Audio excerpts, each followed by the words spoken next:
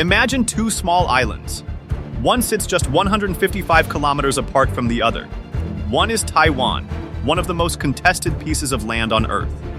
The other is Itbayat, the northernmost tip of the Philippines. Between them lies a narrow stretch of water called the Bashi Channel, one of the most strategically important waterways in all of Asia. For decades, Beijing has dealt with Taiwan and the Philippines as separate problems. But something is changing. Quietly, carefully, these two neighbors are moving closer together on security, on trade, and on shared concerns about China's growing aggression. Philippine Defense Secretary Gilberto Teodoro stood at the Shangri-La Dialogue, the world's most important security forum in Asia, and said it out loud. He told the world that the Philippines is seeking closer ties with Taiwan and building an active defense alliance with countries united against China's, and these are his words, nefarious plans. And these partnerships do not result in any objections at all, save for the People's Republic of China. That's not diplomacy speak. That's a direct challenge to Beijing. So in this video, we are going to break down exactly what is happening between Taiwan and the Philippines, why it matters so much, and why China is paying very close attention. Let's start with a map, because sometimes geography says more than any politician ever could. Taiwan sits just north of the Philippines. The Luzon Strait separates the two. At its narrowest point, near the Batanes Island group, the gap between them is only about 155 kilometers. That is smaller than the distance between London and Bristol. Now think about what that means militarily. If China ever moves against Taiwan, it cannot ignore the Philippines. The Luzon Strait is not just a strip of ocean. It is the gateway between the South China Sea and the open Pacific Ocean. Whoever controls that gateway controls whether China's navy can move freely or gets boxed in. For China, that channel is a lifeline. For the United States and its allies, controlling it means China's military is trapped on the wrong side of the first island chain. This is not theory. This is geography. And it has shaped everything that has happened in 2026. What is popularly known as the first island chain for us are countries that have both a bespoke maritime boundary with China and the Pacific Ocean. The Luzon Strait separates Taiwan from the Philippines. Whoever dominates the Luzon Strait gains an immediate advantage. Any Chinese military aggression against Taiwan would entail controlling the Luzon. In April 2026, something happened in the Philippines that China called playing with fire. It was called Balikatan, which means shoulder to shoulder in Filipino. It is an annual military exercise between the Philippines and the United States. But this year, it was unlike anything that had come before. More than 17,000 troops from 7 nations showed up. The United States, the Philippines, Japan, Australia, Canada, New Zealand, France, and additional 17 countries came as observers. And for the first time in history, the exercises were held on Itbayat Island, the northernmost Philippine island, just 155 kilometers from Taiwan. What happened there was extraordinary. The US Army fired a Tomahawk missiles. Japan deployed its Type 88 anti-ship missiles on Philippine soil for the first time since World War II.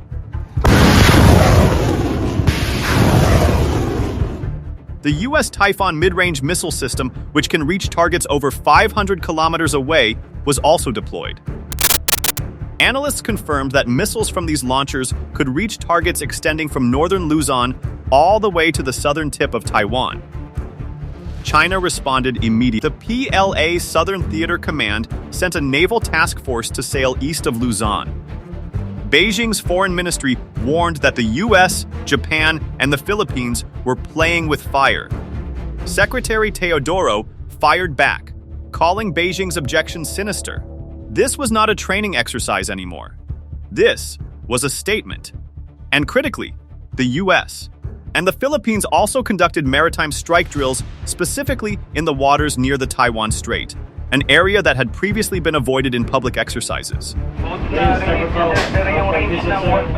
Balikatan 2026 is not an isolated event.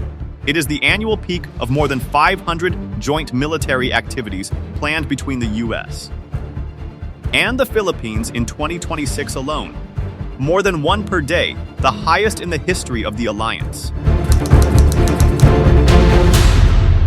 To understand why the Philippines is moving closer to Taiwan, you need to understand what China has been doing in the South China Sea. For years, Chinese Coast Guard ships have been harassing Philippine supply vessels trying to reach Second Thomas Shoal, a reef inside Philippine territorial waters where a small military detachment is based. The incidents have included water cannons fired at Philippine boats, lasers pointed at Filipino sailors, and even ship collisions. In 2025 alone, there were dozens of these confrontations. They were not accidents. They were a strategy, a slow, grinding pressure campaign designed to push the Philippines back. It did not work.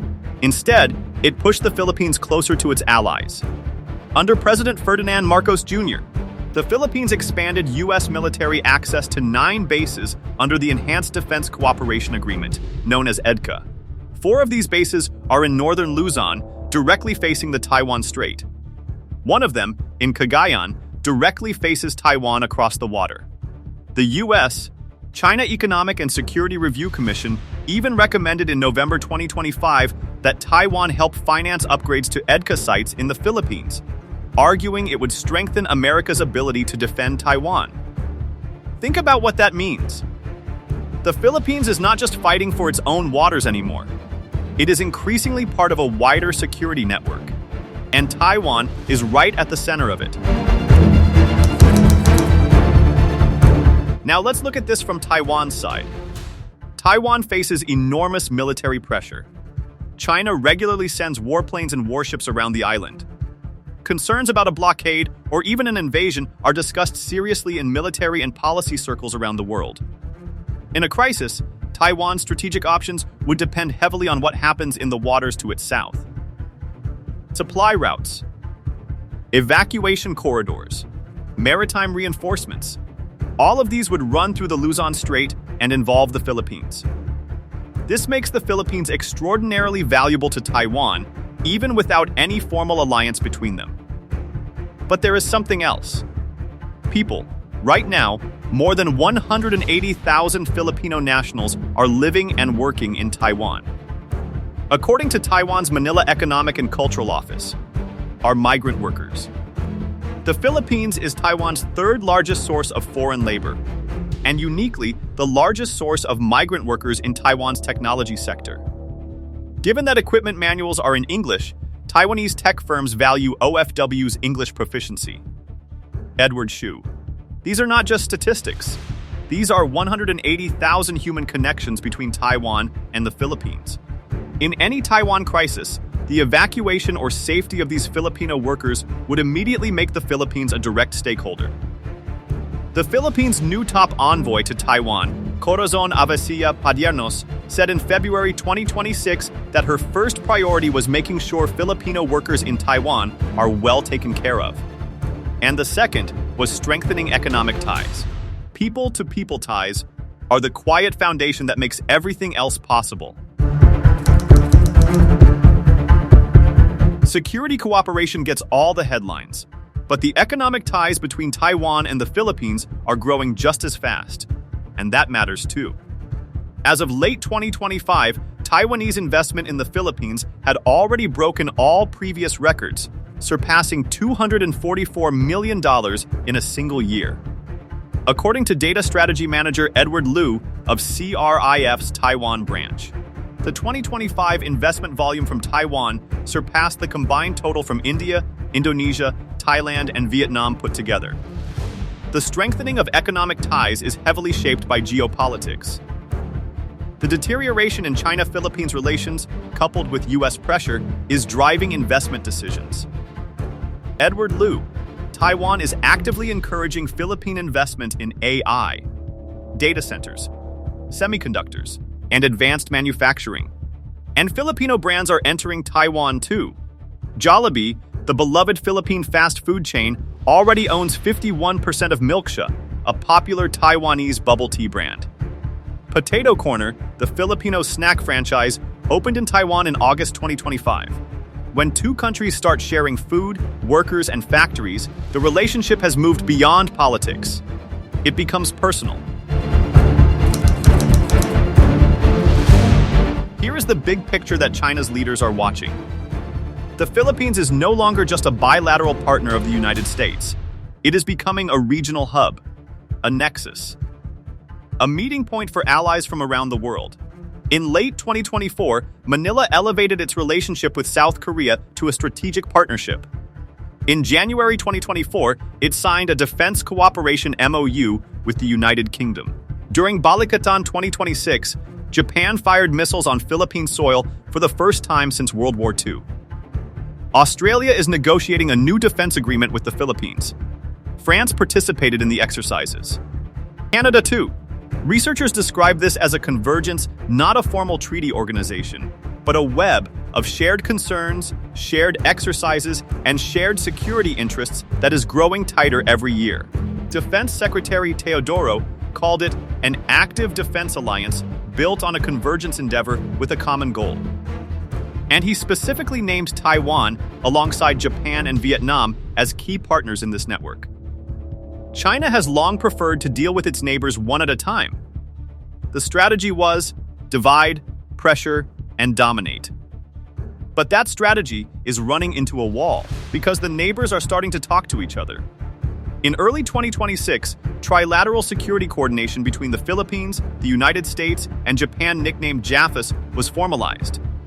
And beyond JAFAS, a wider grouping called the Squad involving Japan, Australia, the Philippines, and the US is also taking shape. Taiwan sits at the center of all of this, an unspoken but unmistakable focus of the entire architecture. Beijing watches these developments with deep concern and responds with both aggression and diplomatic pressure. China's position is straightforward. Taiwan is not a country. It is a province of China. Any foreign military cooperation that touches Taiwan is interference in China's internal affairs. Any country that moves closer to Taiwan is, in Beijing's eyes, crossing a red line. And for a while, that countries were careful not to be seen as too close to Taiwan. But 2025 and 2026 have been different. The confrontations in the South China Sea became too frequent, too aggressive, and too public to ignore. China's pressure campaign ended up accelerating exactly what it was trying to prevent. As one analyst noted in early 2026, under the Marcos administration, high-level security dialogues with Beijing are in a deep freeze, as Beijing views Manila's Taiwan-related actions as crossing a red line. China's response to Balikatan 2026 showed how alarmed it has become. The PLA launched its own drills nearby as the exercises were ongoing. State media ran aggressive warnings. China's foreign ministry said the region needs peace and tranquility while Chinese ships continue to harass Filipino sailors. The irony was not lost on anyone in Manila. Let's go back to where we started. Two islands, 155 kilometers apart, connected by water, by workers, by trade, and increasingly by strategy. The Taiwan-Philippines relationship is not a formal alliance. There are no mutual defense treaties, no shared military command. But what is happening between them is arguably more powerful than a piece of paper. It is a convergence of shared geography, shared threat perception, and shared economic interest, backed by the most powerful military alliance in Asia. The United States is not just encouraging this. It is architecting it. One exercise at a time, one base at a time, one missile system at a time.